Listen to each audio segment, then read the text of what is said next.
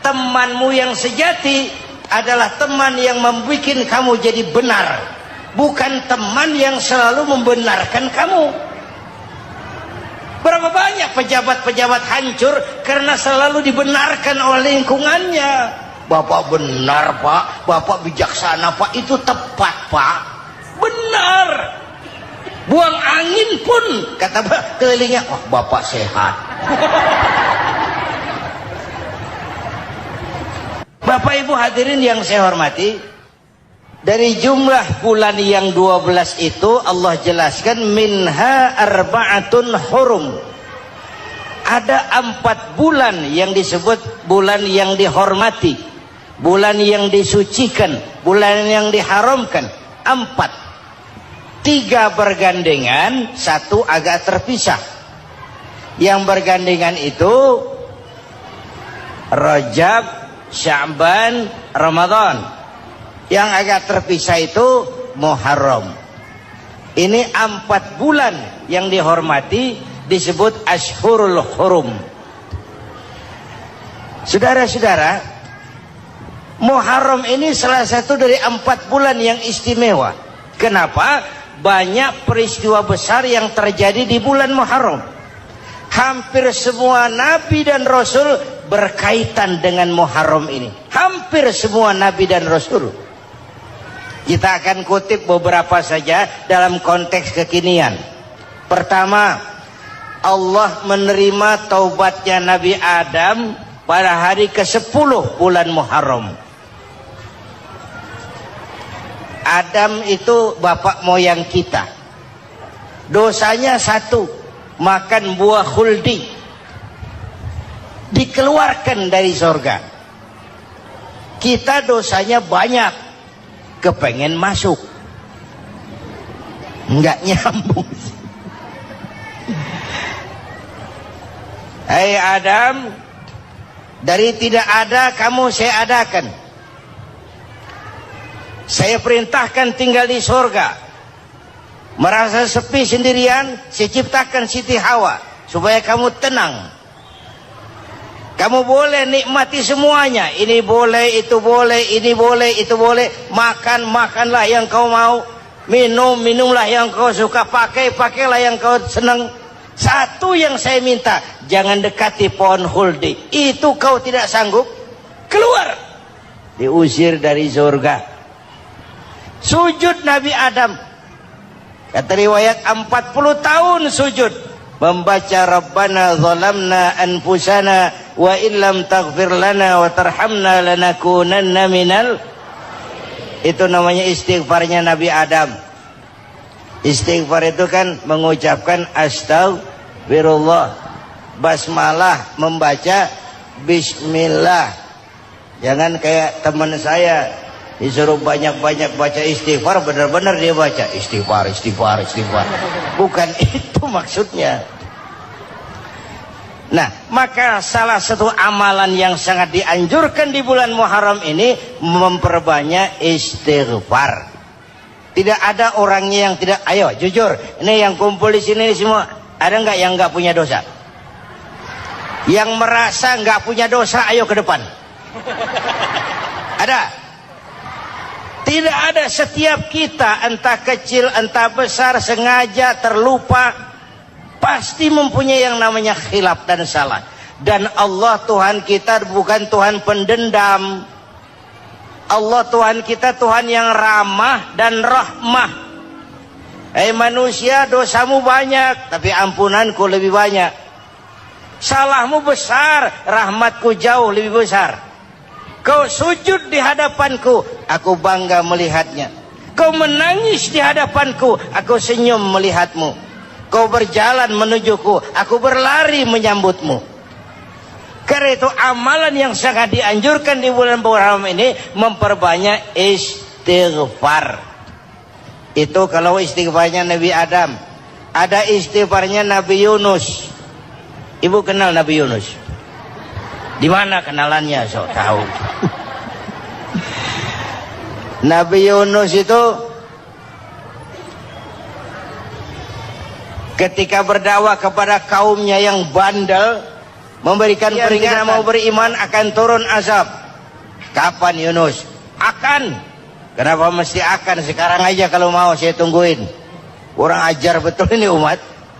Akhirnya Nabi Nuh menghindar dengan perhitungan kalau azab tidak turun saya sudah jauh. Meragukan janji Tuhan. Lalu naik kapal. Dinaiki oleh Yunus, kapal mogok. Dicari siapa biang keroknya ini. Diundi ternyata Yunus. Sampai 3 kali diundi. Dibuanglah Yunus ke dasar laut. Ditelan oleh ikan nun atas perintah Allah. Telan itu Yunus. Jangan pakai dikunyah. Rusak urusan. Telan saja. Simpan di perutmu. Dibawa oleh ikan nun ke dasar lautan. Itu yang oleh Quran dikatakan bertemulah 3 macam kegelapan. Zulumatun salas. Gelapnya tengah malam, gelapnya di dasar laut, gelapnya di dalam perut ikan. Itu namanya peteng. Mbahnya gelap. Di perut ikan itulah Nabi Nuh sadar akan kesalahannya. Allah meragukan janji Allah. Ia sujud di dalam perut ikan itu membaca la ilaha illa anta subhanaka inni kuntu. Itu istighfarnya Nabi Yunus. Dibacakan istighfar begitu, ikan sakit perut pak. Di dasar laut kemana mau cari apotik? Dia naik ke permukaan, memuntahkan isi perutnya. Nabi Yunus keluar dengan selamat. Itu pun terjadi pada hari ke-10 bulan Muharram. Istighfar intinya itu. Itu amalan utama bulan Muharram, memperbanyak istighfar. Allah selamatkan Nabi Nuh dari bahtera banjir yang luar biasa. 10 Muharram. Allah selamatkan Nabi Ibrahim dari pembakaran Raja Namrud 10 Muharram. Setelah Nabi Ibrahim itu menghancurkan berhala-berhala, Abrahat pulang mau ibadah lihat Tuhannya berantakan, marah besar. Siapa yang menghancurkan Tuhan-Tuhan kita ini? Ada yang lapor, kami lihat Ibrahim. Tangkap. Belum ada bukti. Tangkap dulu yang penting. Bukti belakangan. Tangkap. Dikerahkanlah aparat. Tangkap Nabi Ibrahim. Disidang langsung oleh Abrahat. Oleh Namrud maksud saya. Ibrahim, kau yang menghancurkan berhala-berhala kami ini, Tuhan-Tuhan kami. Siapa bilang? Ada yang lapor. Saya dengar enggak semua berhala itu hancur. Ada yang paling besar. Angkat tangan, saya lihat ada kampak di tangannya.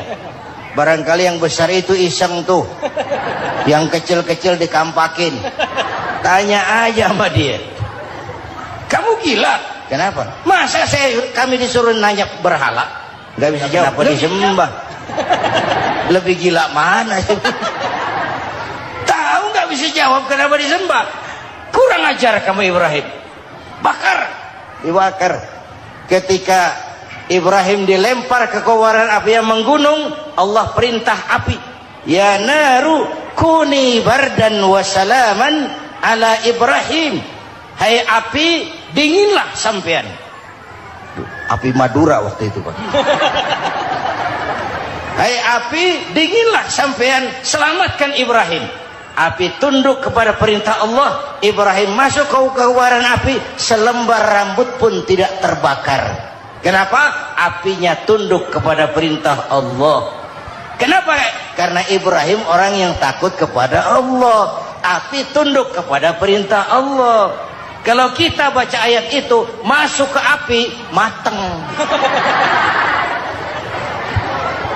Sudah hadirin yang saya muliakan, oleh karena itu selamatnya Ibrahim dari pembakaran Raja Namrud itu pun pada 10 Muharram, Yaumul Asyura, hari ke-10 dari bulan Muharram.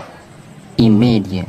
Bapak Ibu hadirin hadirat yang saya cintai, sebagian kecil tentang Nabi Adam, Nabi Ibrahim dan Nabi Yunus, tapi saya belum menceritakan tentang Nabi Nuh tadi.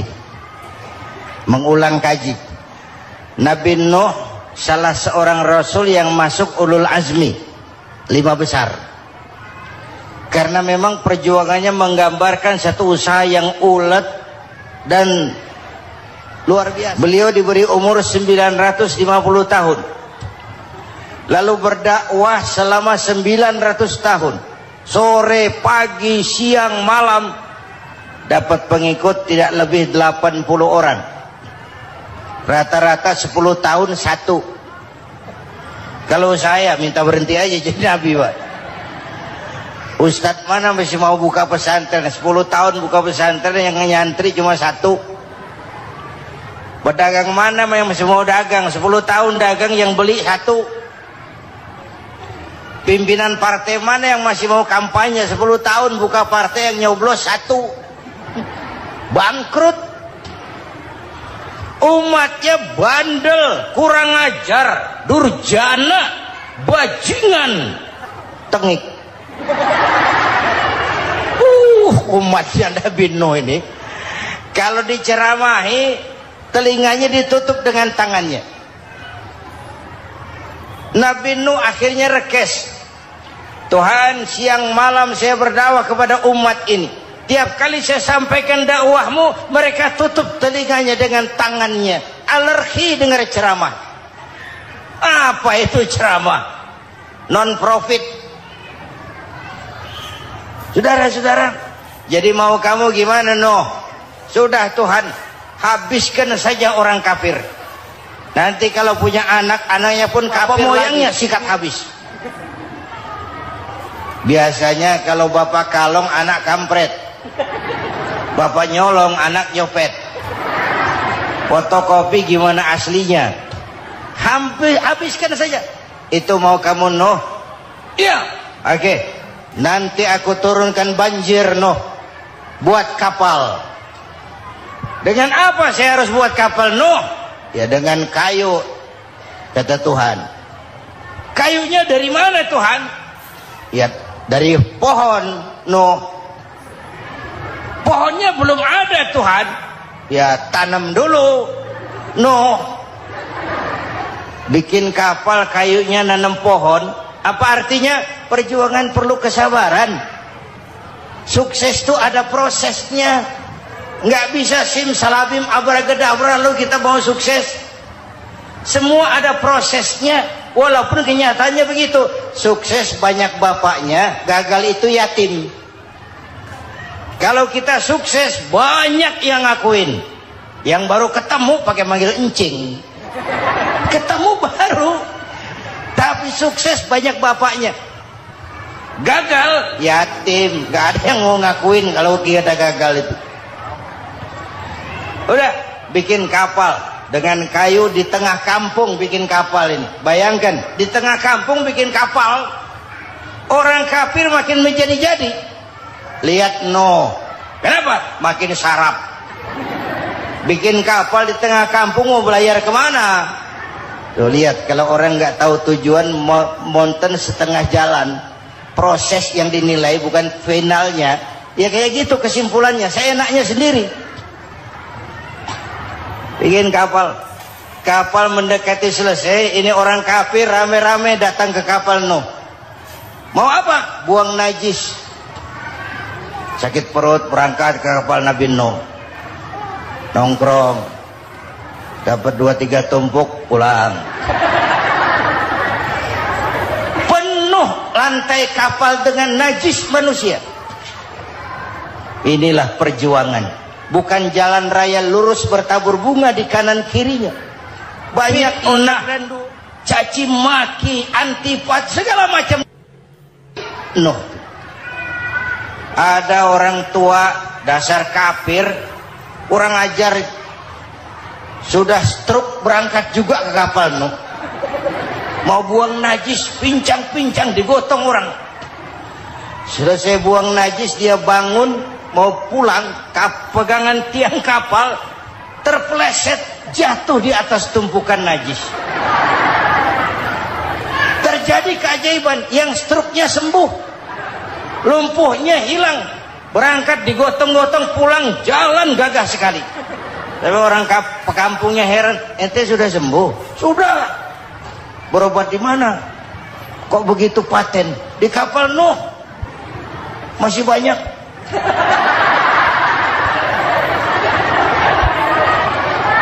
Yang berasa perlu obat bawa rantang. Ambil bersih lagi geladak kapal itu. Sudah selesai Nuh? Selesai. Oke, kau orang yang beriman bersamamu, binatang serba sepasang, naik Nabi Nuh, naik orang beriman sepasang. Ini cikal bakal penyelamatan manusia, Pak. Naiklah orang beriman, sudah naik semua, Nabi Nuh kontrol. Ini contoh buat kita, kontrol. Sudah naik semua teman-teman, sudah. Pemimpin yang baik bukan cuma terima laporan di belakang meja. Laporan itu yang mana juga bagus. Sama juga kampanye yang mana juga merdu. Kalau aja yang dihitung. Pernah ada calon bupati kampanye janji, kalau saya berhasil kita akan banyak bangun jembatan di daerah kita. Rakyat tanya, Pak, nggak ada sungai di kampung kita, Pak. Dia bilang, sungainya kita bangun sekalian. Udah kadung janji, mana pula orang mau bangun sungai itu. Saudara-saudara, kontrol. Jangan cuma tunggu laporan di belakang meja, semua laporan bagus. Ya, Bu? Bu?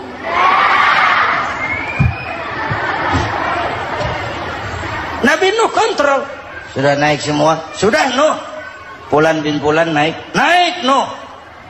Paimin bin Tukijo naik, kami lihat naik. Ada orang Jawa juga kayaknya. Ada. Sudah kontrol, Kanan anak saya ikut nggak naik kapal? Kami tidak lihat itu Nuh. Kanan, ini potret. Bapaknya aktif ke masjid, ibunya rajin ke majelis taklim, anaknya keleleran kemana-mana. Bukan di sini, di Prancis. Udah di sini insya Allah sama.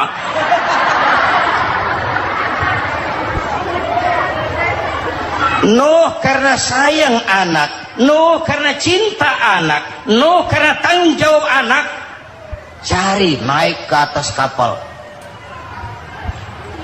Lihat Kan'an, anak saya, nggak lihat Nuh.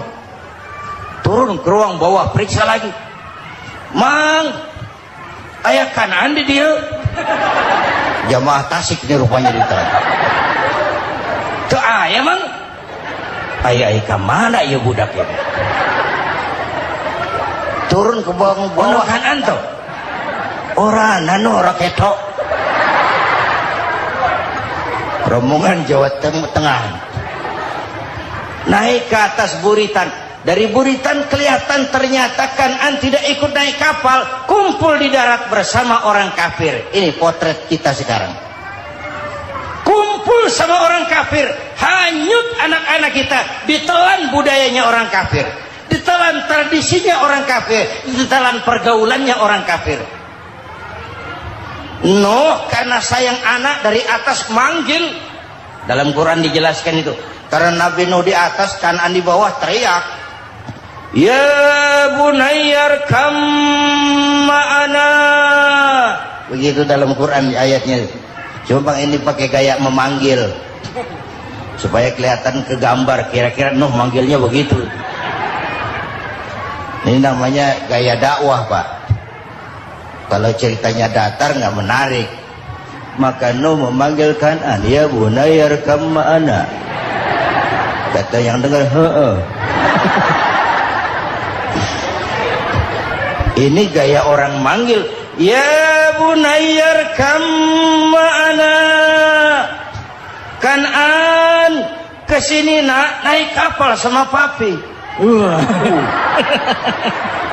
Kan di bawah itu, nggak mau papi, John di sini saja. Kata Nuh, jangan nak, Allah sedang murka, akan turun banjir. Kalau datang banjir papi, sa'awi ila jabalin ya'simuni minal ma', saya akan naik ke gunung tinggi yang bisa menyelamatkan saya dari banjir. Kan'an naik ke gunung, gunung dihantam banjir, Kan'an mati sampai sekarang. Yang kelima, Nabi Musa, kisah Muharramnya ini. Lahir dalam kondisi yang sulit. Karena Fir'aun mimpi akan lahir seorang anak dari keturunan Bani Israel yang akan menghancurkan kerajaannya. Kata Fir'aun, sudah lahir belum anaknya? Belum. Kalau gitu mulai malam ini laki-laki dilarang bergaul sama istrinya. Semua perempuan hamil di bawah pengawasan negara. Mulai hari ini kalau lahir anak laki-laki terutama Bani Israel, penggal. Satpol PP disiapkan. Udah ada kayaknya. Ada. Patroli. Bayangkan, nah Fir'aun itu bikin undang-undang seenaknya sendiri. Apalagi merasa kekuasaannya dalam ancaman. Penguasa manapun kalau merasa dalam ancaman, panik. Padahal kekuasaan itu kayak harimau. Makin lama ditaiki, makin sulit turun. Kenapa? Karena macannya makin lapar. Naik terus capek, turun dimakan harimau. Serba sulit. Saudara-saudara, kalau kita mau belajar dari Pak Harto, saya melihat kekurangan Pak Harto cuma satu, terlambat berhenti.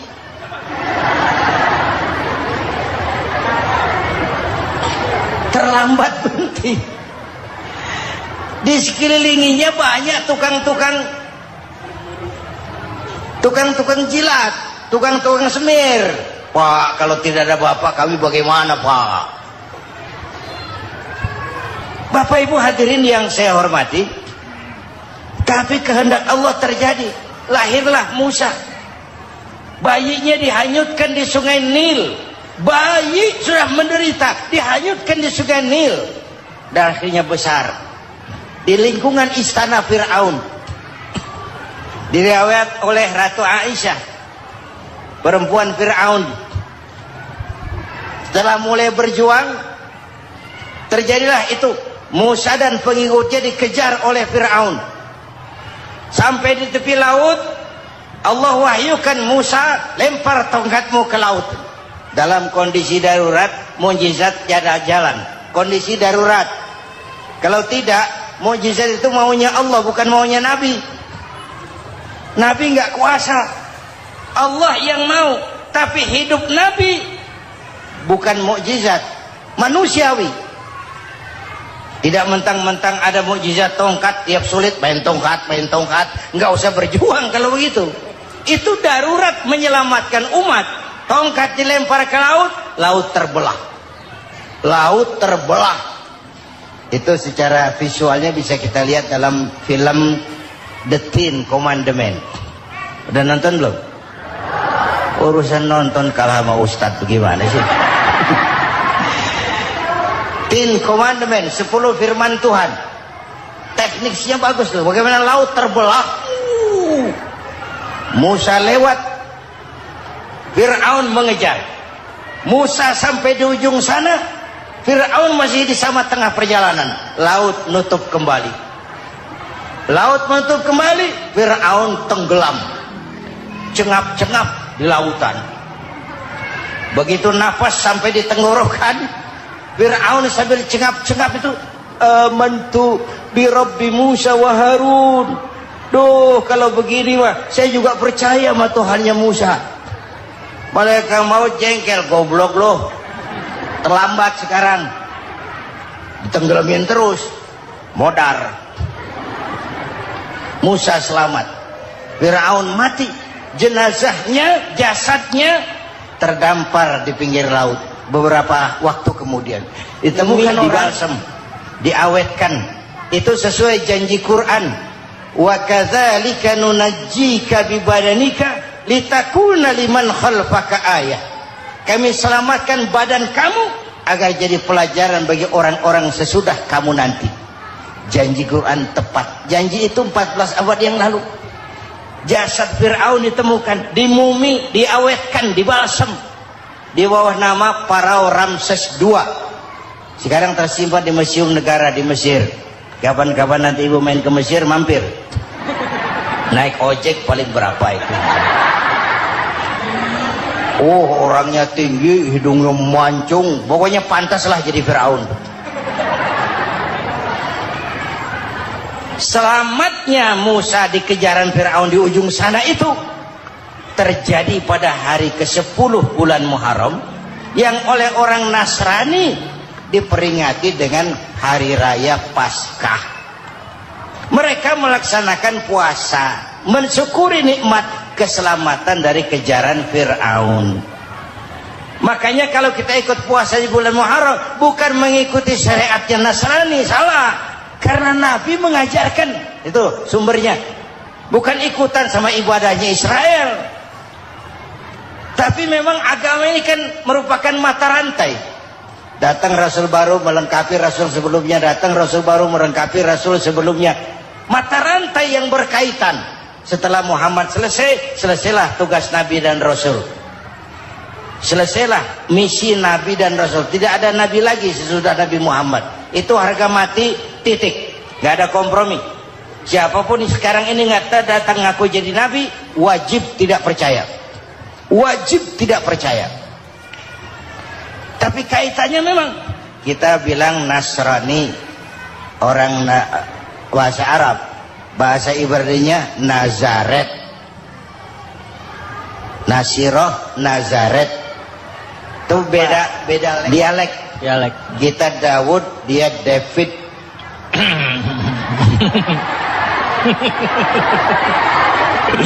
Ibrani. Kita Ali, dia Alek. Kita Sulaiman, dia Solomon. Kita Camat, dia Comot. Ini yang ngomong ini comot-comot sembarang. Media. Bapak dan Ibu jamaah yang saya cintai, pertanyaan pertama, hijrah qalbiyah. Ada hijrah badaniyah, hijrah fisik yang dilakukan Nabi dan sahabat dari Mekah ke Madinah. Itu hijrah badaniyah. Ada hijrah qalbiyah, hijrah hati. Dan ini yang kita perlukan sekarang. Karena refleksinya akan membias kepada alur kehidupan. Kalau hati kita mau berhijrah, fisik akan ngikuti. Hijrah dari tempat, dari malas ibadah menjadi rajin ibadah. Hijrah dari maksiat kepada yang ma'ruf, dari berpecah belah menjadi bersatu. Hijrah seperti itu yang sangat kita perlukan. Apalagi masyarakat ini paternalistik. Kita harus hijrah mental sekarang ini. Maka yang disampaikan tadi benar. Seorang ketua MK siap mengundurkan diri kalau terbukti anak buahnya terlibat suap. Itu walaupun siap, tapi sudah angin segar buat rakyat. Bahwa masih ada banyak insya Allah pejabat kita yang punya harga diri. Walaupun ada juga pejabat kita yang muka tembok, kulit badak, kuping kebo. Muka tembok, kulit badak, kuping kebo. Biasanya kalau kereta api tabrakan di negara-negara maju, Menteri Perhubungannya mundur. Di kita petugas palang pintu dipecat. Jauh sekali Menteri sama petugas palang pintu. Benar diadili yang krocok-krocok, kopral-kopral itu. Padahal hadisnya jelas, ar-rashi wal murtashi finnar. Yang nyuap dan yang nerima suap dua-duanya neraka. Kasus potret belakangan ini, yang nerima suap, yang diuber, yang nyuap aman, yang nyuap aman, yang korupsi pajak dikecil-kecilin, yang ngemplang pajak aman. Padahal ngemplang pajaknya triliunan. Padahal dia sudah dikasih fasilitas oleh negara mengelola sumber daya alam negara yang artinya milik rakyat. Dia harus bayar pajak, uang pajaknya dikumpulkan bagi sebesar-besar kemakmuran rakyat. Itu tindakan merugikan rakyat. Karena itu betul, saya setuju, hijrah qalbi yang perlu kita lakukan sekarang. Hijrah hati. Kita ini bangsa Indonesia seperti timnas. Timnas sekarang anak-anak muda sudah berani pakai baju PSSI. Iya. Kenapa? Menang. Coba kalau kalah terus, beleh. Nanti. Menang. Tapi bangsa Indonesia itu memang seperti timnas. Namanya kesebelasan. 11 orang. Walaupun ada pemain bintang ya ada presiden, gubernur, menteri, itu bintang-bintang. Tapi bintang baru ada artinya kalau dibantu 10 pemain yang lain. Cristiano Ronaldo. Siapa itu? Penyerang tengah Real Madrid. Bintang. Lionel Messi. Siapa lagi itu? Barcelona. Bercelana.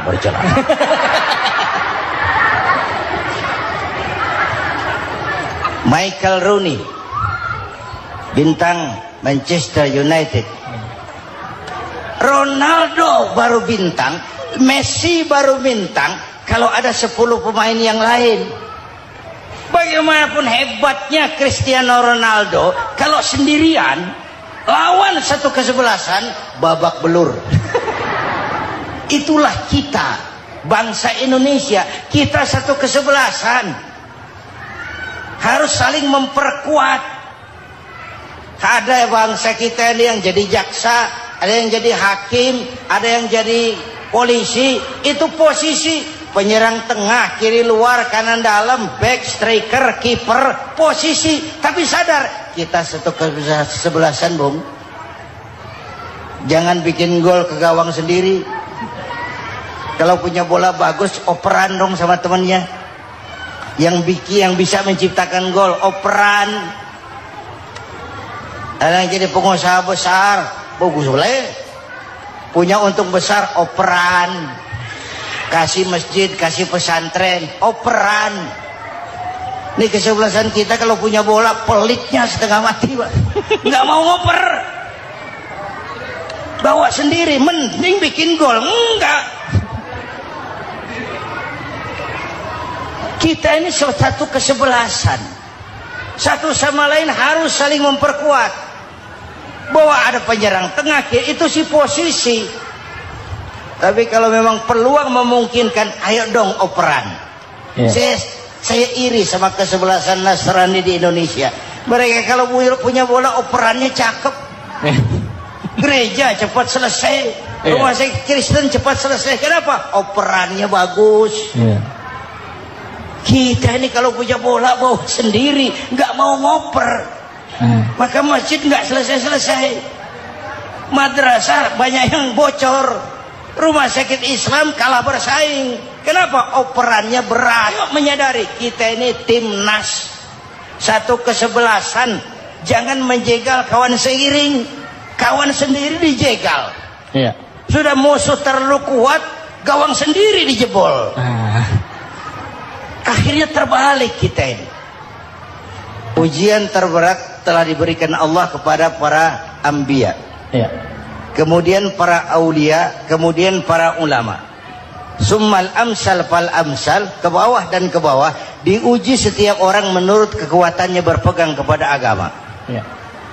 Kalau karena anak Melayu bilang, kalau takut dengan ombak, jangan berumah di tepi pantai. Kalau takut diterjang ombak, jangan berumah di tepi pantai. Kata ibu tadi, mau jadi pohon tinggi harus berani ketiup angin. Makin tinggi pohonnya, makin keras anginnya. Takut angin, jangan jadi pohon tinggi, jadilah rumput. Nggak ditiup angin, tapi diinjak kebo. Apa yang nggak ada resikonya? Apa yang nggak ada resikonya? Semua nabi ada yang dihantam kekuasaan yang arogansi. Ibrahim berhadapan dengan Namrud. Musa berhadapan dengan Fir'aun. Ada yang diuji dengan berhadapan umat yang sangat kurang ajar. Ada yang diuji dengan gosip yang dahsyat. Digosipi sama Zulaikha itu. Nabi Yusuf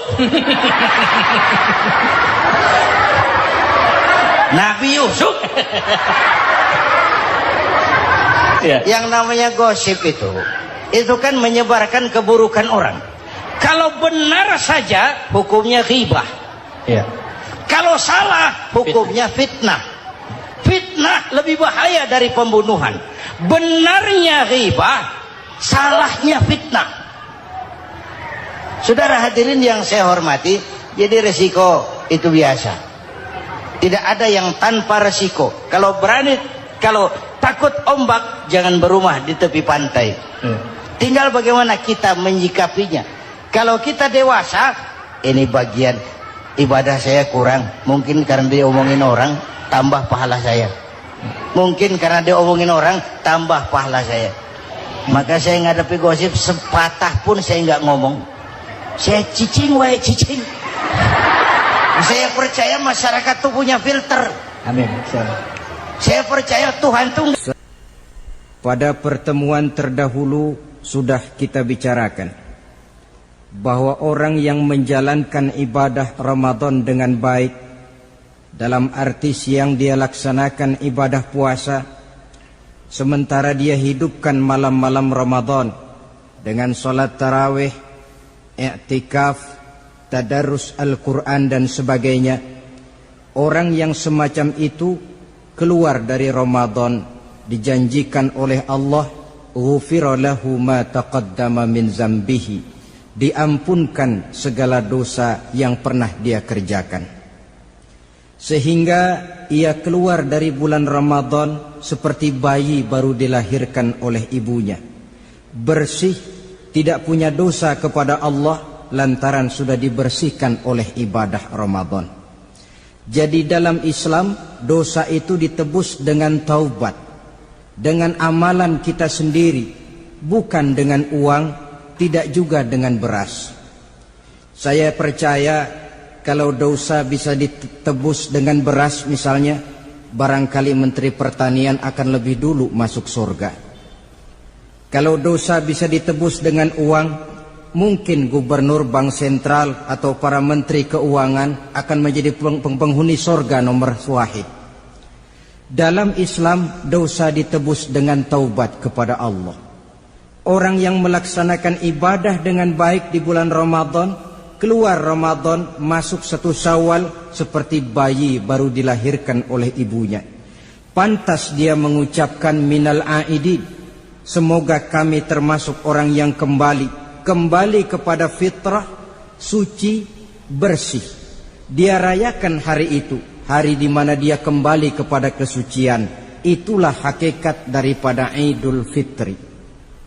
Dengan kata lain, Idul Fitri ini tidak bisa dilepaskan kaitannya dengan ibadah Ramadan. Hanya oleh karena kita melaksanakan ibadah Ramadan, maka kita rayakan Idul Fitri. Dengan bahasa yang lebih langsung, sebenarnya yang berhak merayakan Idul Fitri mereka yang mengisi Ramadan dengan kegiatan ibadah. Saudara-saudara kaum muslimin yang berbahagia, lalu bagaimana prosesnya? Yang pertama, manakala datang senja akhir Ramadan, wajiblah kita mengeluarkan zakat fitrah. Sebab Rasulullah sallallahu alaihi wasallam bersabda, "Saumul 'abdi mu'allakun ma baina as-sama'i wal ardi hatta yu'addiya shadaqatal fitri." Sesungguhnya puasa seorang hamba bergantung antara langit dan bumi, yakni belum diterima oleh Allah sampai dia mengeluarkan zakat fitrahnya.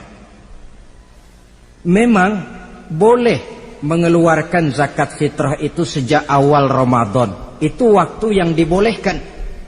Jadi saudara tidak mau sibuk, begitu 2 hari puasa lalu bayar zakat fitrah, boleh. Tetapi waktu yang wajib sejak terbenam matahari akhir Ramadan.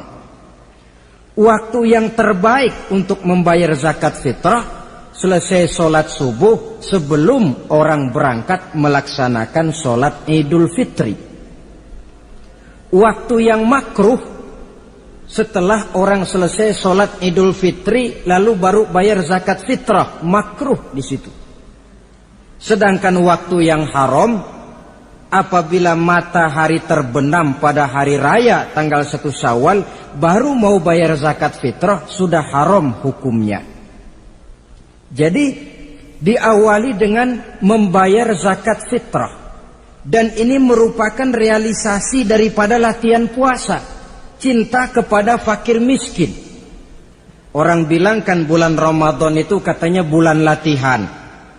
Kata orang Jawa, month of training, bulan latihan. Apa sih perlunya latihan? Kalau PSSI masuk latihan, tentu keluar latihan mainannya makin bagus. Elias Pikal masuk latihan, keluar latihan gaya tinjunya makin hebat. Itu perlunya latihan. Kalau latihan tiap hari tapi main kalah terus, orang kan bilang buat apa latihan kalau main kalah terus. Kita muslimin selama Ramadan sebulan penuh masuk latihan.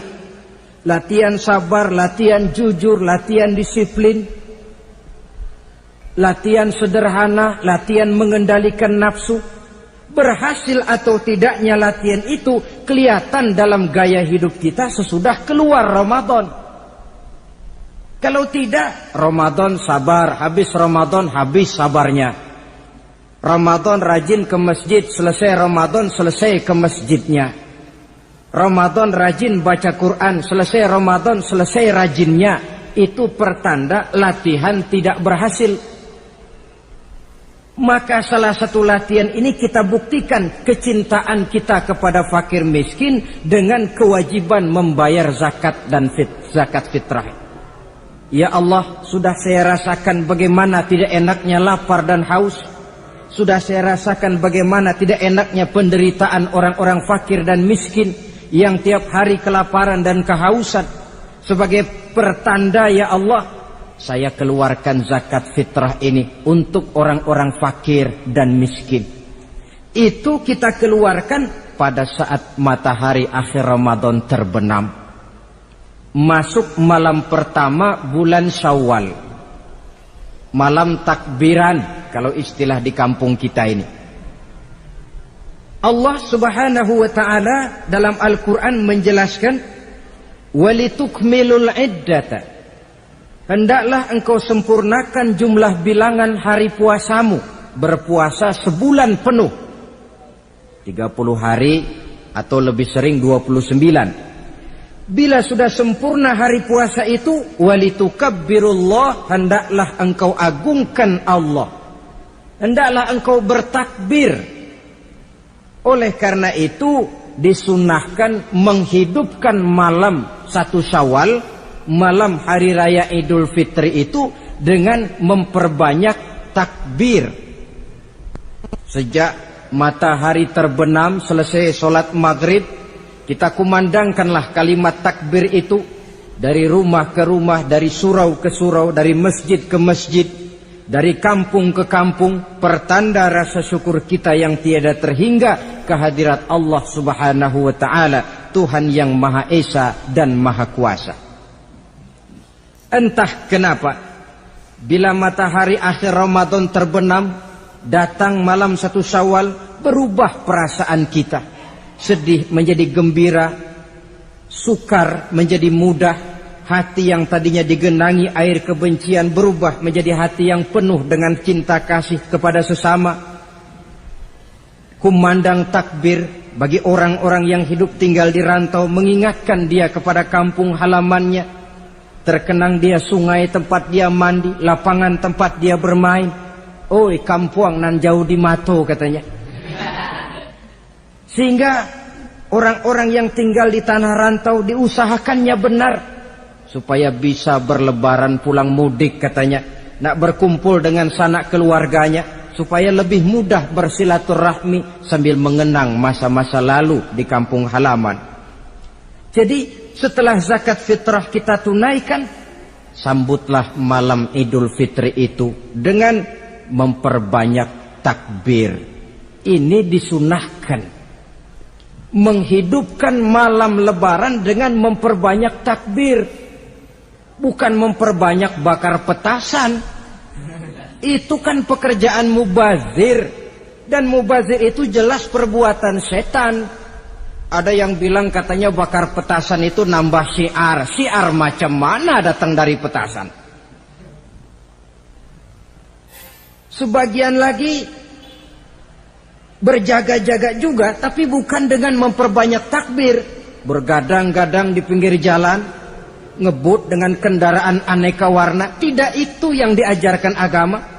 Berkumpul kita di surau, berkumpul kita di masjid, paling kurang berkumpul di rumah dengan keluarga. Ramai-ramailah kita bertakbir, memanjatkan puji dan syukur kepada Allah. Ya Allah, kalau tidak lantaran petunjukmu, sulit rasanya melaksanakan perjuangan yang berat sebulan penuh ini. Melatih diri, membina takwa, mengharap ridho. Dengan lapar melilit perut, dengan haus mencekik kerongkongan. Bersyukur kami kepadamu ya Allah. Dan sebagai pertanda kami kumandangkan kalimat takbir, memuji keagungan dan kebesaranmu. Allahu Akbar, Allahu Akbar, Allahu Akbar, walillahil hamd.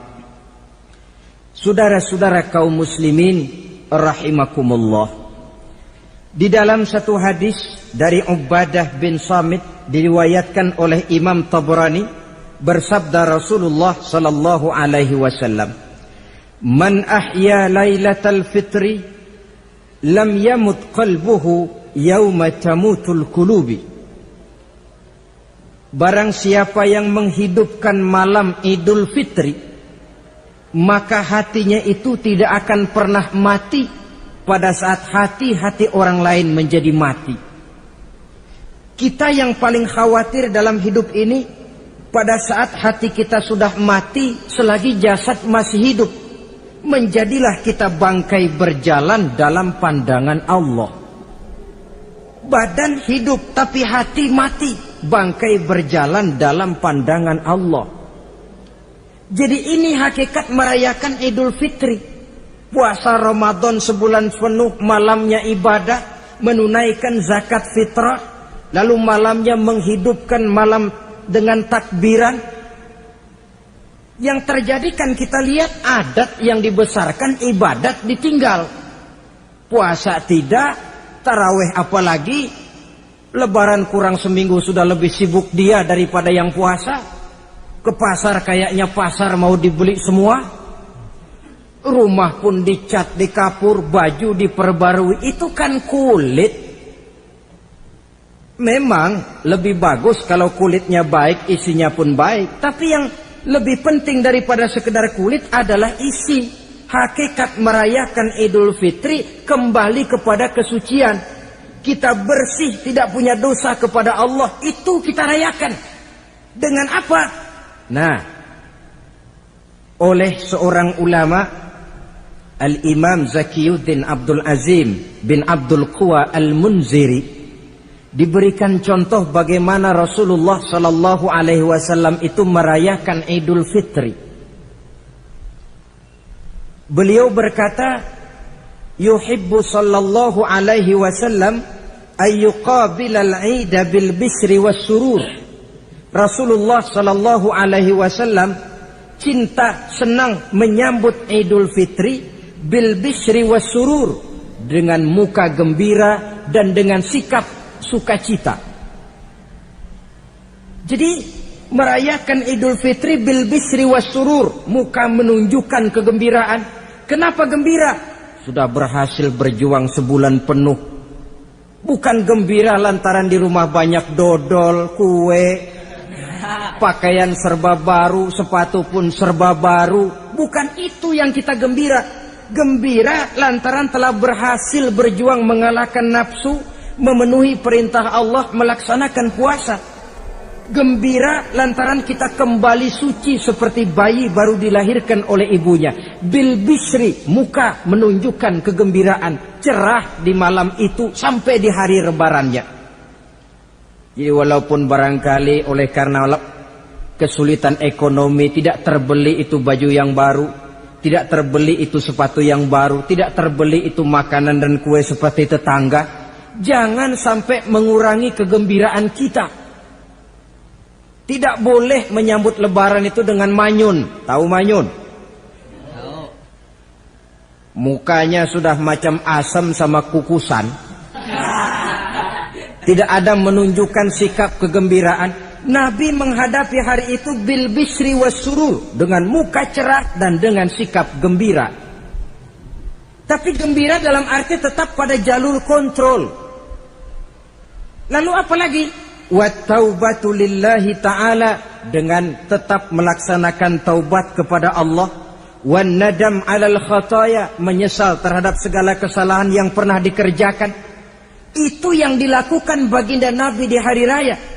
Wa masalihatil khusum, memperbaiki orang-orang yang bermusuhan. Wal akhzi binasiril mazlum, menolong orang-orang yang teraniaya. Wasillatil arham, melaksanakan silaturahmi. Wal ihsan ilal fuqara, berbuat kebaikan kepada kaum fakir miskin. Wa ziyaratil aqarib, menziarahi, mengunjungi kaum kerabat. Itu hakikat di dalam melaksanakan Idul Fitri. Jadi jangan terbalik, sudah merasa baju baru, ini kan lebaran, merdeka. Kalau kemarin Ramadan kita dikekang, tidak boleh begini, tidak boleh begitu, sekarang sudah keluar Ramadan, merdeka. Lalu dirayakannya Idul Fitri dengan bermabuk-mabukan, dengan judi, dengan perbuatan zina. Itu sama saja dengan baju baru habis dicuci sudah diceburin lagi ke dalam comberan. Ini kan ibarat baju masuk Ramadan dicuci sebersih-bersihnya, keluar Ramadan masuk lebaran, tetaplah berusaha menjaga kebersihan itu. Kalau ditinggalkan Ramadan merasa merdeka, melemparkan lagi diri ke lembah dosa, sama saja baju yang sudah putih bersih ditriska bagus-bagus, tapi lalu dilemparkan lagi ke dalam comberan. Na'udzubillah min zalik. Saudara-saudara kaum muslimin yang berbahagia, jadi setelah zakat fitrah kita bayar, hidupkan malam Idul Fitri itu dengan mengumandangkan kalimat takbir. Lalu bila datang sholat subuh di pagi hari pertama bulan Syawal, kita laksanakanlah sholat subuh itu berjamaah. Jangan sampai terbalik, saking kepengennya sholat Idul Fitri, subuhnya enggak. Ini kan sama saja kata orang nyari jarum kapak hilang. Tak membela yang sunnah, yang wajib disia-siakan. Sholat Idul Fitri itu sunnah saja hukumnya, sholat subuh wajib. Masakan yang wajib kita tinggalkan, lalu yang sunnah kita kejar-kejar? Terbalik tentunya. Lalu manakala usai kita sholat subuh masih mengumandangkan takbir, bersiap-siaplah kita untuk berangkat menunaikan sholat Idul Fitri. 2 rakaat, lalu diiringi dengan khutbah hari raya Idul Fitri. 2 khutbah seperti khutbah Jumat itu, khutbah pertama dan khutbah kedua. Kalau selesai melaksanakan sholat Idul Fitri, maka kembalilah kita ke rumah dengan suasana gembira. Untuk apa? Untuk berhalal bihalal. Istilahnya untuk berlebaran, saling meminta maaf. Kenapa? Dengan ibadah Ramadan, dosa kita kepada Allah insya Allah bersih. Tapi kan kita tidak cuma berbuat dosa kepada Allah, kita juga berbuat salah kepada sesama manusia. Dosa kepada Allah, taubat langsung kepadanya, sonder pakai calo. Tidak bisa saudara bikin dosa kepada Allah, datang ke rumah saya, Pak inilah saya kasih uang, tolong mintakan taubat saya kepada Allah. Ya tidak bisa. Dosa kepada Allah langsung bertaubat kepadanya. Tapi dosa kepada sesama manusia, Allah belum akan memberikan ampun kalau kita belum minta maaf kepada yang bersangkutan. Ini sulitnya. Kalau saudara dosa meninggalkan sholat, tobat kepada Allah. Tapi kalau dosa kepada sesama manusia, saudara mencuri sendal orang, cara taubatnya bagaimana? Pertama menyesal, kenapa mencuri? Yang kedua berjanji tidak akan mencuri lagi. Yang ketiga meninggalkan perbuatan mencuri. Dan yang keempat sendal orang pulangin.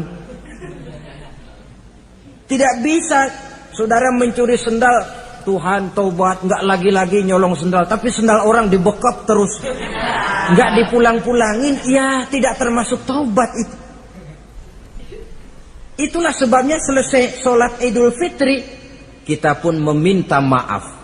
Nah, siapa yang harus lebih utama kita mintakan maaf? Satu riwayat menjelaskan bahwa selesai sholat Idul Fitri, para sahabat mendengar Rasul mengucapkan amin sampai 3 kali. Amin, amin, amin. Heran para sahabat. Ini Rasulullah tidak ada angin, tidak ada hujan. Kenapa amin sampai 3 kali? Mereka pun bertanya, ya Rasul, tadi amin sampai 3 kali kenapa? Kalian tidak tahu? Tidak tahu ya Rasul. Begini, tadi itu selesai sholat, turun malaikat Jibril kepada saya. Beliau berkata, ya Muhammad, saya hendak berdoa kepada Allah. Maukah kau mengaminkan? Silahkan Jibril, berdoalah, saya akan mengaminkan. Rasul berdoa, Nabi mengaminkan. Doanya berisi 3 macam permohonan, maka Rasul pun 3 kali mengucapkan amin. Logikanya, kalau sudah malaikat Jibril yang berdoa, lalu Rasul yang mengaminkan, apa iya doanya itu meleset? Apa isi doa malaikat Jibril? Yang pertama doa beliau, ya Allah, hari ini 1 Syawal ketika itu, saya mohon kepadamu, janganlah engkau terima puasa dan ibadahnya anak yang durhaka kepada kedua orang tuanya. Rasul di belakang, amin. Anak yang durhaka kepada ibu bapaknya. Ya Ramadan dia puasa di siang hari, malam dia taraweh, dia tadarus Al-Quran. Kalau sudah durhaka kepada ibu bapaknya, ibadahnya didoakan oleh malaikat Jibril, diaminkan oleh Rasul agar tidak diterima oleh Allah Subhanahu wa ta'ala.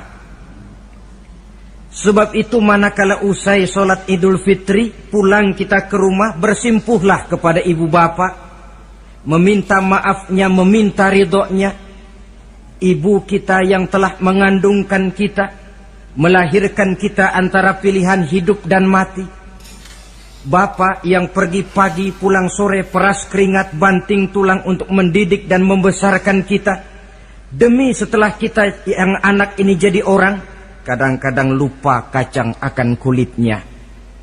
Bagaimanapun tinggi status sosial seorang anak, bagaimanapun banyak gelar di sandangnya, bagaimanapun kayanya dia, kalau sudah durhaka kepada kedua orang tuanya, alamat hidup tidak akan memperoleh keberkahan. Doa malaikat Jibril yang kedua, ya Allah, hari ini saya mohon kepadamu, jangan engkau terima puasa dan ibadahnya suami istri yang tidak saling memaafkan. Sebab itu seorang suami, seorang istri, selesai turun sholat Idul Fitri, hendaklah berlapang dada si suami memaafkan istrinya, meridhokannya. Si istri pun bersimpuh meminta maaf dan ridho suaminya. Istri yang durhaka kepada suaminya. Sebab itu tidak heran kalau Rasul dalam satu hadis pernah menjelaskan, ayyumam ra'atin matat wa zawjuha anha radin illa dakhalatil jannah. Kalau ada seorang perempuan meninggal dunia, suaminya ridho kepadanya, itu perempuan akan masuk surga. Ini artinya, kalau seorang perempuan meninggal, suaminya tidak ridho kepadanya, biar dia tukang sholat, biar dia ahli puasa, biar dia hadir di majelis taklim manapun, meninggal tidak diridhoi suaminya, pintu surga belum dibukakan sampai suaminya ridho kepadanya. Riwayat lain menjelaskan bahwa sepulang Isra dan Mi'raj, Rasul bercerita kepada para sahabat, saya dalam perjalanan Mi'raj itu diperlihatkan neraka. Neraka ya Rasul? Iya. Lalu bagaimana? Saya lihat isinya kok kebanyakan perempuan. Perempuan? Laki bagaimana ya Rasul? Laki juga tidak sedikit. Kenapa lebih banyak perempuan ya Rasul? Apa mereka tidak sholat? Sholat? Tidak puasa barangkali? Mereka rajin puasa. Tidak suka mengaji barangkali? Mungkin lebih rajin dia dari suaminya. Lalu apa penyakitnya ya Rasul? Beliau menjawab, hunna yakfurnal asir. Penyakit perempuan itu dimanapun, tidak pandai bersyukur, kurang rasa terima kasih kepada suaminya. Suaminya yang bertahun-tahun pergi pagi pulang sore, peras keringat banting tulang untuk menghidupi keluarga, sekali saja terselip berbuat salah, hilang jasanya yang bertahun-tahun itu. Cuma salahnya saja yang diingat. Ibarat kata pepatah, panas setahun, habis dibalas oleh hujan satu hari. Habis dibalas oleh hujan satu hari. Malaikat Jibril yang ketiga, ya Allah, hari ini saya mohon kepadamu, janganlah engkau terima puasa dan ibadahnya muslim yang tidak mau memaafkan sesama saudaranya muslim. Tugas kita adalah meminta maaf, tetapi memberi maaf lebih mulia, karena memang memberi maaf lebih sulit daripada meminta maaf. Oleh sebab itu momen hari raya Idul Fitri intinya adalah halal bihalal. Bukan lalu merasa merdeka sudah ditinggalkan oleh Ramadan, berbuat sesuka hati, yang laksana baju sudah dibersihkan tapi dibenamkan kembali ke dalam lumpur. Yang kita inginkan agar bersih hubungan kita dengan Allah dan baik juga hubungan kita kepada sesama manusia. Hadis yang kedua, pada suatu hari ketika kumpul dengan para sahabat, Rasul bertanya, "Atadruna manil muflis?" Saudara-saudara, tahu nggak siapa orang bangkrut, orang sial, orang yang tidak beruntung itu siapa? Pertanyaan yang menarik. Jawaban sahabat macam-macam. Ada yang bilang, al-muflisu fina man la dirham lahu wala mata'. Ya Rasul, menurut pendapat kami, orang yang bangkrut, orang yang sial, yang tidak punya duit dan tidak punya harta. Itu jawab sahabat. Dan begitu jawab banyak orang sekarang. Siapa yang banyak uang, raja dia. Yang tidak punya uang, bangkrut dia. Sampai-sampai pepatah orang Arab bilang, innad darahima fil amakini kulliha taksur rijala mahabatan wa jalala. Uang itu di mana-mana katanya bikin hebat orang yang memilikinya. Coba lihat orang yang tidak punya uang dengan yang punya uang, jangan gaya hidupnya, gaya jalannya saja lain. Coba orang kerja itu hari Kamis sama hari Sabtu lain jalannya. Hari Kamis loyo, lesu, manyun. Tapi kalau sudah hari Sabtu gagah bukan main. Kenapa? Ada uang di kantongnya. Wahia lisanun liman arada fasahatan. Uang adalah lidah yang paling fasih untuk bicara. Bicara lidah macet, coba uang yang bicara talk chair. Wahia silahun liman arada qitalan. Uang juga senjata paling ampuh bagi orang yang mau maju ke medan perang. Tapi apa benar begitu? Rasul menjawab, innal muflisa min ummati. Orang yang bangkrut dari golongan umatku. Umatku bukan orang lain. Bukan mereka yang tidak punya uang, kata Rasul. Bukan mereka yang tidak banyak hartanya. Orang yang bangkrut dari golongan umatku, may ya'ti yaumal qiyamah bi salatin wa siyamin wa zakatin. Orang yang di hari kiamat nanti datang menghadap Allah dengan membawa pahala solat. Sebab waktu di dunia dia tukang solat. Menghadap Allah dia setor, ya Allah ini pahala solat saya. solat wajibnya, solat sunnah rawatib nawafilnya. Wasiyamin, pahala puasa juga dia bawa setor kepada Allah. Baik puasa wajib Ramadan, puasa sunnah Senin Kemis, puasa sunnah 6 hari di bulan Syawal. Wa zakatin, pahala zakatnya juga dia bawa menghadap Allah di satu pihak. Cuma sayang kata Allah, wa ya'ti qad syatama haza, dia juga datang membawa dosa karena pernah mencaci maki orang. Wa qazafa haza, pernah memfitnah orang. Wa akala mala haza, pernah memakan harta orang dengan cara yang batil. Wa syafaka dama haza, mengalirkan darah orang tanpa alasan yang benar. Di satu pihak datang membawa pahala ibadah, di lain pihak datang menyandang dosa kepada manusia. Kalau ini yang terjadi, bagaimana nasib kita? Kata baginda Rasul, maka diambillah dosa orang yang pernah kita fitnah. Untuk apa? Diberikan kita. Sudah enak-enak, ya Allah ini pahala solat saya. Tahu-tahu datang orang, sebentar ya Allah, orang ini waktu di dunia memang ahli solat, tapi saya tanpa salah pernah difitnah. Sakit hati saya, hancur nama baik saya lantaran ulahnya. Saya menuntut keadilan. Benar orang ini pernah kau fitnah? Benar ya Allah. Kalau begitu pahala solatmu sini, kasihin orang yang kau fitnah. Habis pahala solat, datang lagi orang menagih, ya Allah, dia memang waktu di dunia ahli bayar zakat, tapi juga dia sering makan harta orang dengan cara yang batil. Benar? Benar ya Allah. Sini, pahala zakatmu berikan kepada orang yang hartanya kau makan dengan cara yang batil.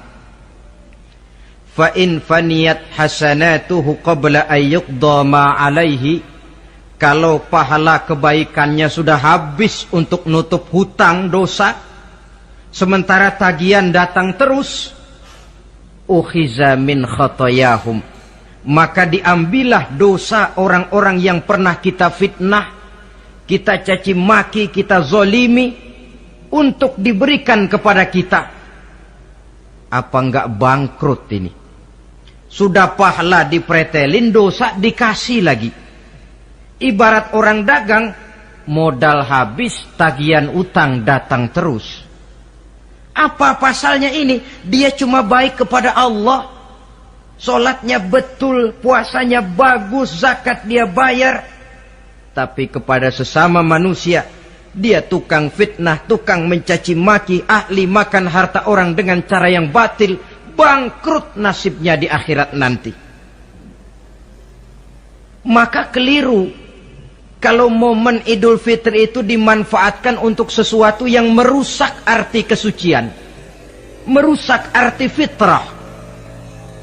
Mari kita dengarkan hadis dari Wahab bin Munabbah.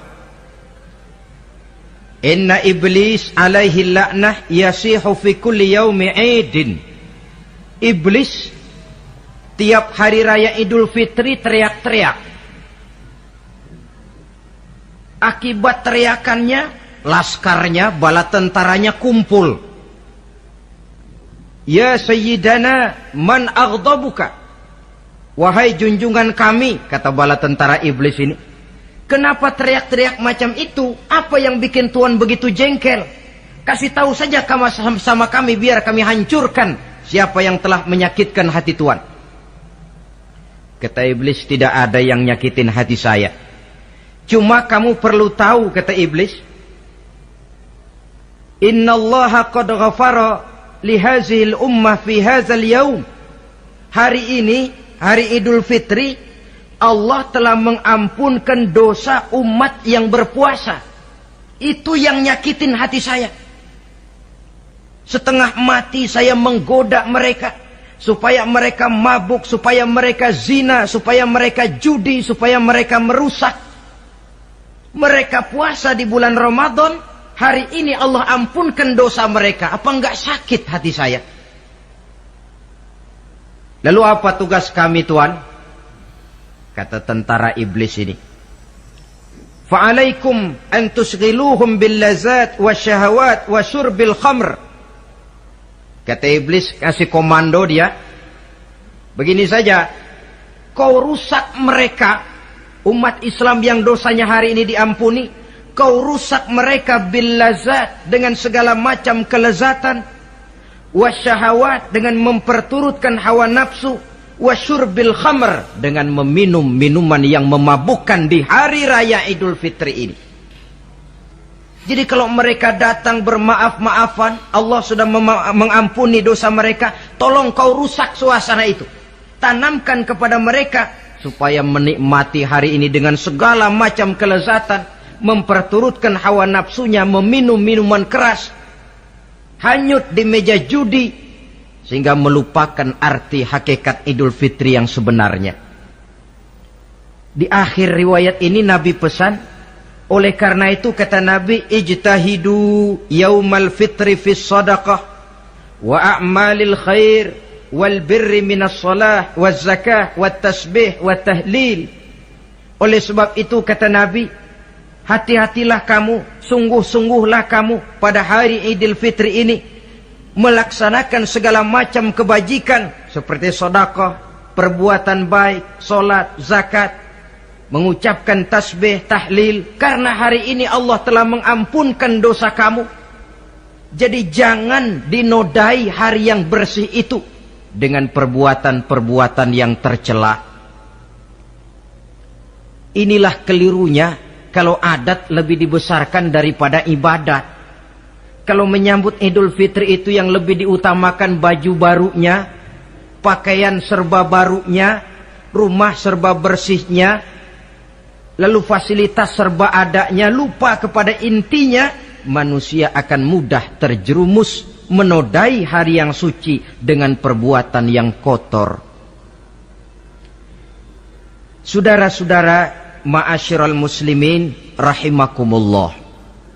Karena itu Rasulullah sallallahu alaihi wasallam pernah menjelaskan apa hakikat hari raya sebenarnya. Beliau berkata, lil mu'mini khamsatu a'yad. Orang beriman mempunyai 5 hari raya. Yang kita tahu kan gampangnya Idul Fitri, Idul Adha, kan itu. Rasul berkata, orang beriman sebenarnya mempunyai 5 hari raya. Hari raya yang dia rayakan dengan kegembiraan. Kapan saja itu? Pertama, kullu yaumin yamurru 'alal mu'min wa la yuktabu 'alaihi zanbun. Setiap hari yang dilalui oleh seorang mukmin tanpa Allah menulis dosanya, itulah hari raya baginya. Jadi kalau berlalu satu hari dan hari itu kita tidak melakukan dosa satupun, itu hari raya. Dengan kata lain, bergembiralah seorang mukmin kalau dia bisa melewati satu hari tanpa di hari itu dia melakukan dosa. Itu hari raya. Aduh, saya girang benar hari ini. Kenapa? Hari ini tidak ada dosa yang saya kerjakan rasanya. Hari raya pertama adalah hari di mana kita lewati tanpa melakukan dosa. Kira-kira bisa nggak satu hari lewat tanpa dosa? Ya, bukan cuma sekedar mau, tapi berusaha untuk bisa. Ini hari raya yang pertama. Yang kedua kata Nabi, al-yaumul ladzi yakhruju fihi minad dunya bil iman wasyahadah wal ismah min kaidis syaitan.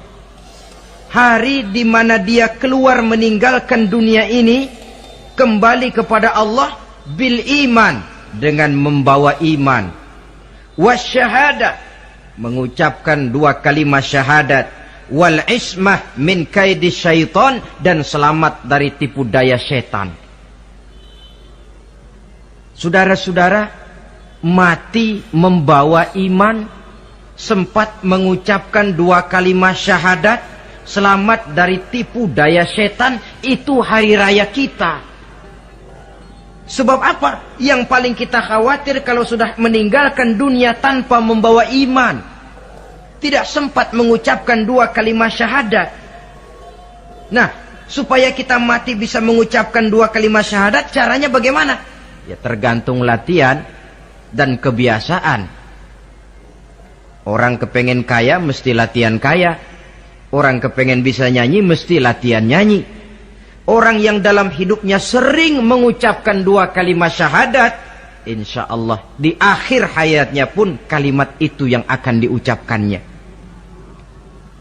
Makanya kalau Allah pesan, la tamutunna illa wa antum muslimun, jangan kamu mati kecuali dalam Islam. Bagaimana supaya kita mati dalam Islam? Hidup ini pun biasakan dalam Islam. Hanya mereka yang membiasakan hidup secara Islam, insya Allah bisa mati dalam lingkungan Islam. Ini hari raya yang kedua. Yang ketiga, al-yaumul lazi yujawizu fihi sirat wa ya'manu min ahwalil qiyamah. Hari di mana dia lewat di atas sirat dan aman dari huru-hara hari kiamat. Lewat di atas sirat dengan selamat, itu hari raya yang membawa kegembiraan. Yang keempat, al-yaumul lazi yadkhulu fihil jannah wa ya'manu minal jahim. Hari di mana dia masuk ke dalam surga dan aman dari siksaan neraka. Hari raya terakhir, al-yaumul lazi yanzuru fihi ila rabbih. Hari di mana dia bertemu dengan Allah Tuhannya. Itu hari raya terbesar. Masuk surga itu enak, tapi bertemu Allah jauh lebih enak. Sama saja kita masuk istana negara itu nikmat, tapi bertemu presiden jauh lebih nikmat. Mungkin begitu masuk istana negara kita heran, kagum melihat lukisan, melihat dekorasi, tapi begitu bertemu dengan kepala negara, lupa kita dengan indahnya bangunan istana negara. Mungkin ketika masuk surga kita kagum, begitu luar biasa kenikmatannya. Ketika bertemu dengan Allah, hilang kenikmatan surga, tertutup oleh nikmatnya bertemu Allah. Ma'asyiral muslimin rahimakumullah. Nah, lalu ada satu tradisi di negara kita ini yang disebut acara halal bihalal. Di Arab ini tidak ada. Dan memang halal bihalal itu bahasa Arab yang di Arab sendiri tidak terpakai. Halalun bihalalin artinya saling halal menghalalkan. Maksudnya saling maaf memaafkan. Kemarin saudara tanpa salah saya pukul, haram. Kesempatan ini tolong dihalalkan, artinya tolong dimaafkan. Karena kita bertemu seorang-seorang sulit, datang dari rumah ke rumah pun memakan waktu. Biasanya pun orang mengadakan acara kumpul, entah itu organisasi, entah itu kantor, entah itu keluarga besar, kumpul dalam satu acara yang lazimnya mereka sebut dengan halal bihalal. Rangkaiannya tidak terpisahkan dari puasa Ramadan, Idul Fitri, dan halal bihalal. Artinya, karena kita melaksanakan puasa di bulan Ramadan, maka kita rayakan Idul Fitri. Di dalam merayakan Idul Fitri, kita laksanakan acara halal bihalal. Tidak terpisahkan. Tapi rupanya halal bihalal ini sudah jadi milik nasional. Ya kita ikut bersyukur menjadi milik nasional. Tetapi yang paling merasakan nikmatnya tentu mereka yang mengikuti prosesnya sejak semula. Pelaksanaan ibadah puasa, melaksanakan zakat fitrah, menunaikan sholat Idul Fitri, sampai kepada berhalal bihalal. Kemudian satu hadis lagi, Rasulullah sallallahu alaihi wasallam bersabda, isnani la yanzurullahu ilaihi ma yaumal qiyamah. Ada 2 golongan manusia yang di hari akhirat nanti tidak akan dipandang oleh Allah, tidak akan diopeni oleh Allah. Siapa mereka? Pertama qati'ur rahim, yang kedua jarus su'i. Orang yang memutuskan silaturahmi dan tetangga yang jahat dengan tetangganya. Sebagai uraian penutup, saya ingin mengajak kita semua untuk merenungi firman Allah dalam surah Al-A'la ayat 14 sampai dengan ayat 17. Qad aflaha man tazakka wa dzakara isma rabbih fasalla bal tu'thiruna al-hayata ad-dunya wal akhiratu khairu wa abqa. Qad aflaha man tazakka, sungguh telah beruntunglah orang-orang yang membersihkan dirinya. Ada yang mentafsirkan sungguh beruntung orang-orang yang telah menunaikan zakatnya. Sebab apa? Diri, jiwa ini kan bukan milik kita, milik Allah. Kita ini cuma hak pakai. Seperti saudara ini baju saya, saudara punya hak pakai. Kalau waktu saya ambil baju itu kotor, tentu marah saya sebagai pemiliknya. Tetapi ketika saya ambil baju itu memang bersih, terpelihara dengan baik, senang hati saya. Qad aflaha man tazakka, sungguh telah beruntung orang-orang yang membersihkan jiwanya. Dia puasa di bulan Ramadan, malamnya dia tarawih, zakat fitrah pun dia bayar.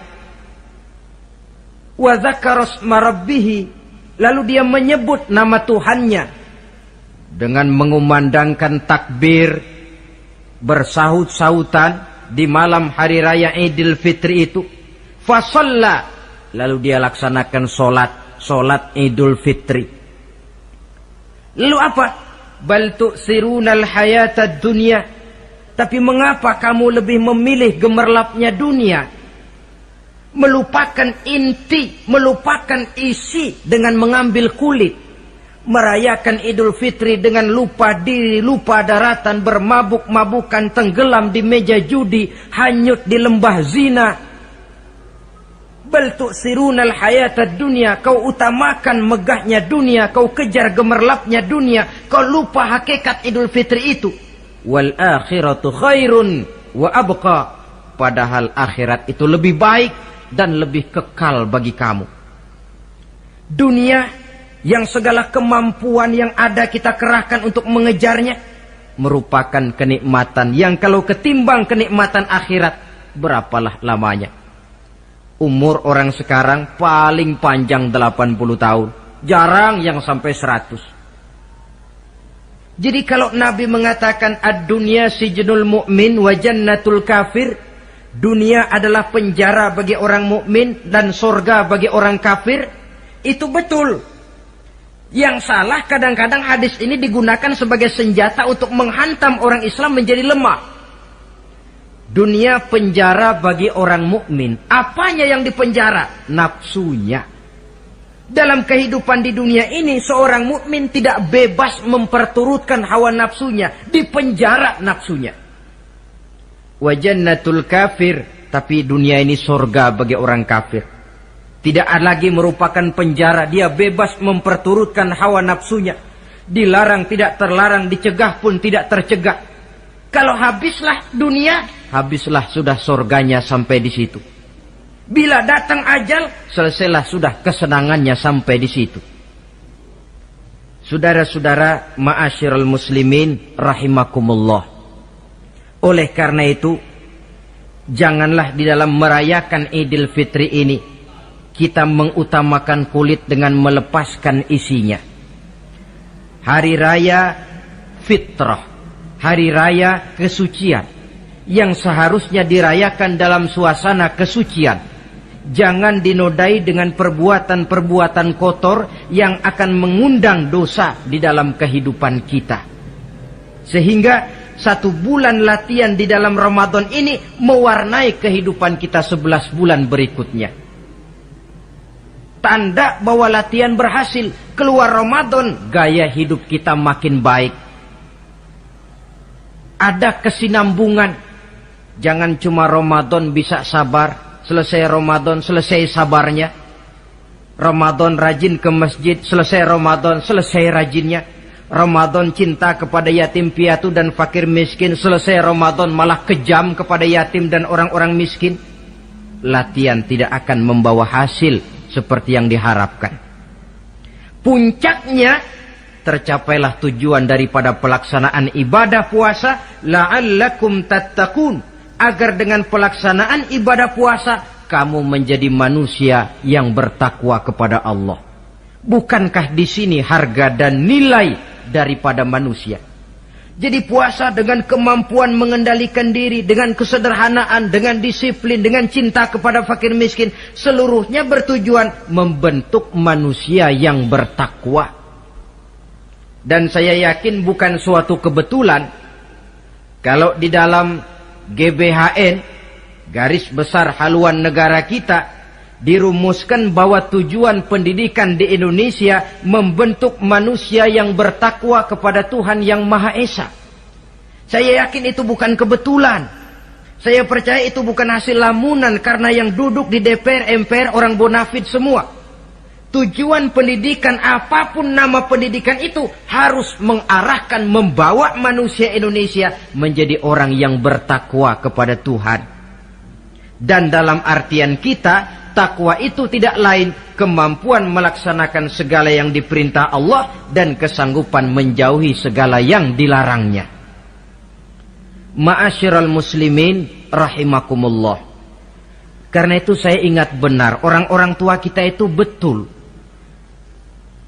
Kalau dia berlebaran, dia bawa anaknya yang kecil-kecil itu ke rumah keluarga, sanak familinya, diperkenalkan. Ini bibimu, yang itu pamanmu, sebelah sana tuh kakekmu.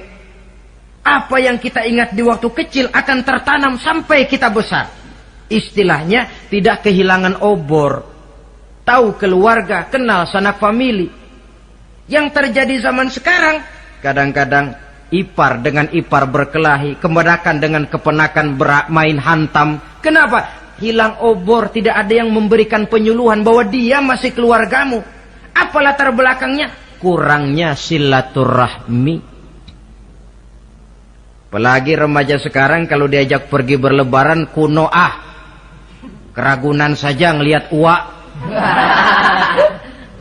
Ya tidak ada salahnya toh rekreasi, persilakan. Keragunan kah, ke Taman Mini kah, ke Taman Impian Jaya Ancol kah. Tetapi silaturahmi ini utamakan. Kunjungi keluarga, kunjungi sanak famili, handai tolan. Sebab apabila silaturahmi ini sudah retak, pada akhirnya kita kehilangan obor. Manakala sudah kehilangan obor, boleh jadi kita tidak akan saling mengenal satu dengan lainnya. Bukankah adat hidup katanya tolong menolong? Bila kita merupakan satu keluarga besar, mungkin ada kelemahan di bidang pendidikan, yang lain maju di bidang ekonomi, saling membantu sehingga terwujud di mana yang satu menunjang kemajuan bagi yang lainnya. Saudara-saudara, inilah pembicaraan kita pada pertemuan kita kali ini. Dengan harapan tentunya, mudah-mudahan kita benar-benar masuk dalam kelompok minal aidina wal faizin wa kullu amin wa antum bi khair. Termasuk orang yang kembali suci kepada fitrah, beruntung, dan amalan ibadah kita diterima oleh Allah Subhanahu wa ta'ala. Sekian dan demikian. Terima kasih atas segala perhatian. Mohon maaf atas segala kekurangan. Usikum wa nafsi bitaqwallah. Wassalamualaikum warahmatullahi wabarakatuh. Waalaikumsalam warahmatullahi wabarakatuh.